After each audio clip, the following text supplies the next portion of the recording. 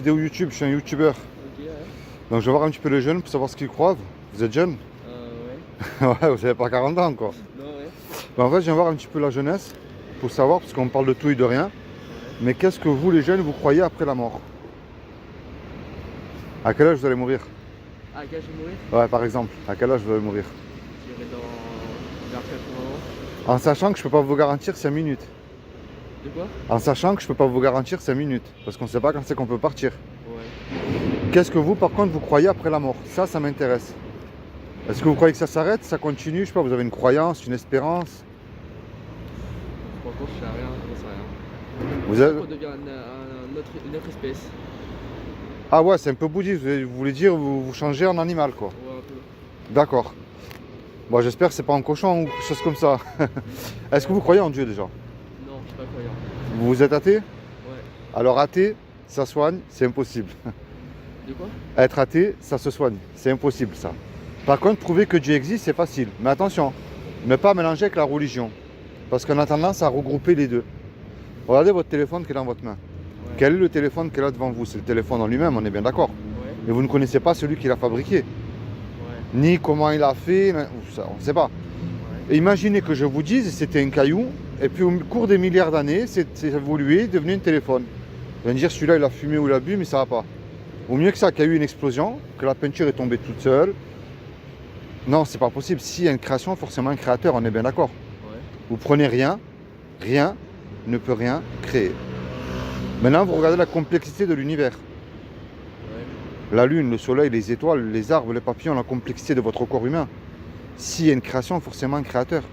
Je veux dire, comment notre sang il aurait pu évoluer? C'était pas du Coca-Cola qu'on avait avant dans les veines, on est bien d'accord. Ou comment notre vue, les deux yeux en même temps, aurait-il pu évoluer? On ne voyait pas en noir et blanc avant. On est bien d'accord. Eh bien, c'est ce créateur-là qu'on appelle Dieu. Mais ce créateur n'a jamais inventé la religion. Ouais. Prenez la religion, ce sont des hommes, hein, comme vous et comme moi, qui se prennent pour des représentants de Dieu, qui se servent de Dieu pour dominer sur nous. On va dire que c'est de la politique. Mais prouver que, voilà, que Dieu existe, c'est facile. Maintenant, vous savez qu'il y a des lois qui existent. Ouais. La loi de la pesanteur, elle existe. Ouais.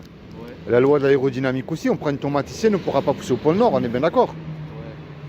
Ouais. Et qu'on veut ou pas, on a une loi morale qui est gravée dans notre cœur, qui est les 10 commandements. Est-ce que vous les connaissez? Parce qu'on sera jugé par rapport à cette loi-là. Les 10 commandements? Ouais. Non. Alors regardez, c'est très simple.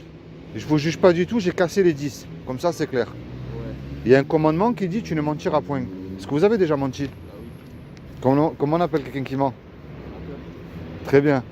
Il y a un autre commandement qui dit tu ne voleras point. Est-ce que vous avez déjà pris quelque chose qui n'était pas à vous? Peu importe la valeur. Hein. Ouais, quoi? Ouais, j'ai déjà vu. Comment on appelle quelqu'un qui fait ça? Un voleur? Très bien. Il y a un autre commandement qui dit tu honoreras toujours tes parents. Est-ce que vous les avez toujours honorés? Ouais, on va dire ça. Vous leur avez toujours obéi? Ouais. Toujours, toujours. Ouais, Il y a un autre commandement qui dit tu ne commettras point d'adultère. Vous n'êtes pas marié. Non. Donc là vous dites celui-là je m'en sors. Ouais. Mais non, parce que Jésus a dit quiconque a convoité une femme a déjà Ah, bah commis. non. Ah, non. Vous avez jamais regardé une image pornographique? Si, alors oui. Voilà. Mais vous voyez pourquoi elle est belle cette loi? Parce que les gens nous montrent que tous les deux par exemple on ne peut pas se juger. Parce que moi aussi j'ai menti, j'ai volé, j'ai pas honoré mes parents, j'ai regardé des choses qu'il ne fallait pas aussi. Mais pour revenir à vous, si Dieu vous juge uniquement sur cette loi-là, vous êtes jugé coupable ou innocent d'après vous? Et si on est coupable, on va où? Enfer.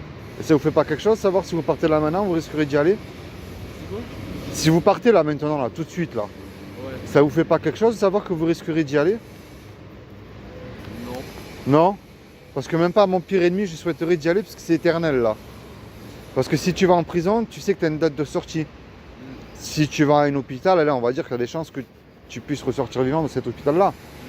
Mais l'enfer c'est éternel. Ouais. Est-ce que tu crois que le pape lui-même, il pourrait dire devant Dieu, Seigneur, tu me dois le paradis, j'ai jamais menti, j'ai jamais volé, j'ai jamais regardé une femme du coin de l'œil, surtout eux qui en sont privés en plus. On est bien d'accord, personne. Ouais. Mais ça, c'est ce qu'on mérite tous, c'est l'enfer. Il n'y en a pas un qui peut accomplir la loi parfaite, c'est impossible. Et même de notre propre force, on n'y arriverait pas. Ça, c'est la mauvaise nouvelle. Mais tu sais qu'un créateur, il aime ce qu'il crée, on est bien d'accord. Ouais. Je t'ai expliqué que Dieu nous a créés aussi, il nous aime. Et malgré que nous le méritons d'y aller à l'enfer, il a fait quelque chose pour nous.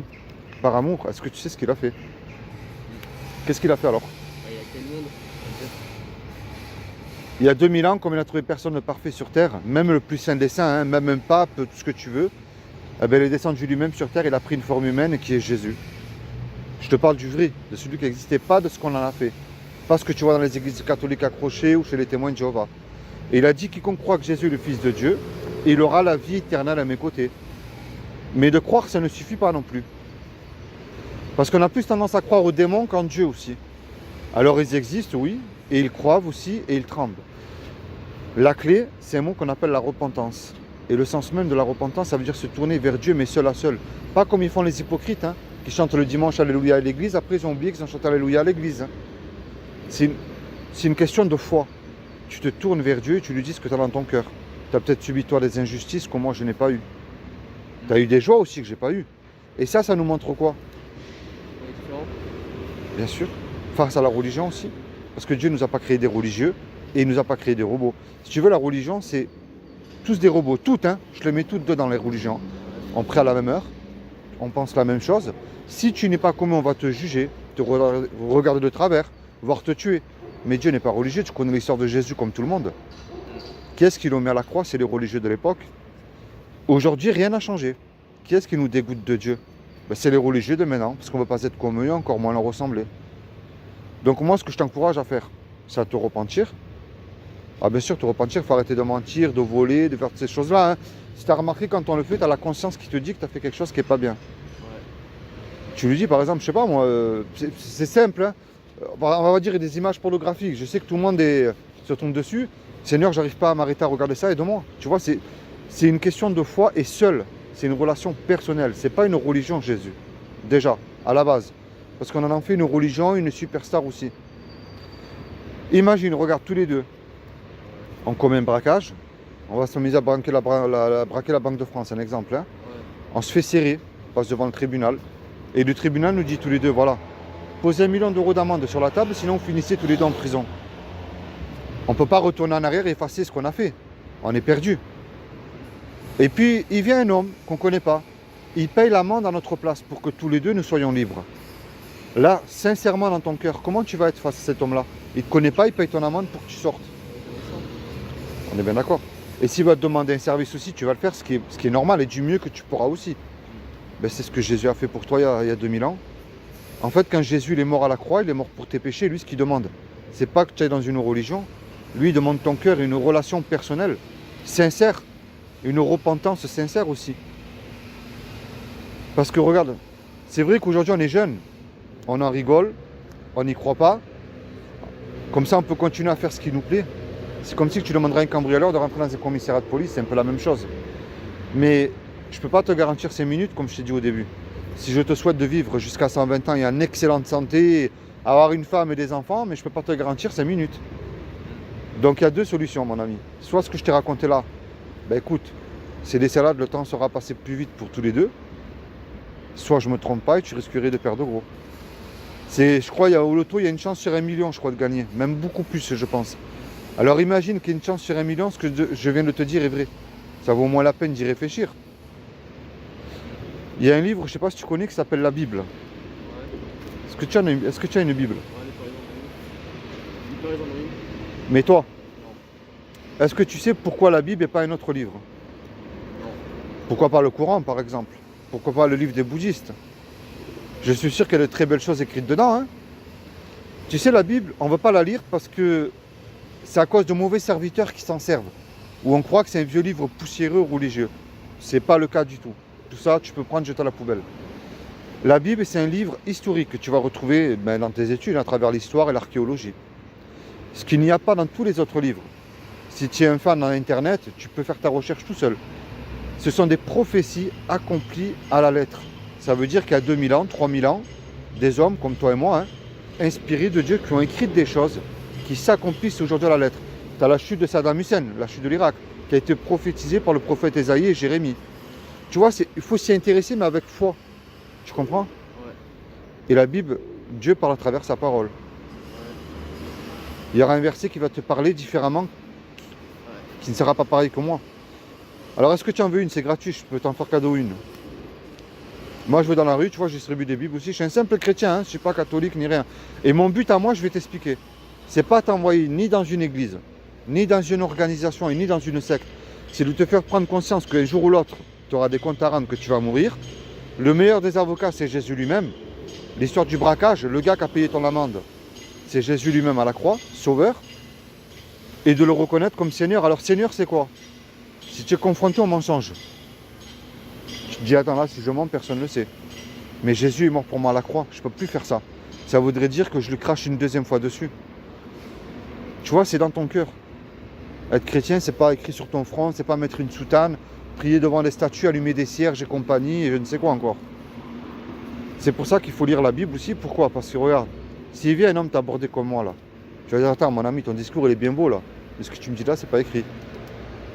Tu vois, c'est pour ça aussi qu'il faut avoir la Bible. Tu en veux une? Ah, j'en ai une chez moi, du coup. Bon, alors écoute, je te laisse en souvenir. La nourriture spirituelle, pas que les fruits et légumes. Alors derrière, c'est un petit résumé de ce que je viens de te dire. Et puis, c'est comment ton prénom?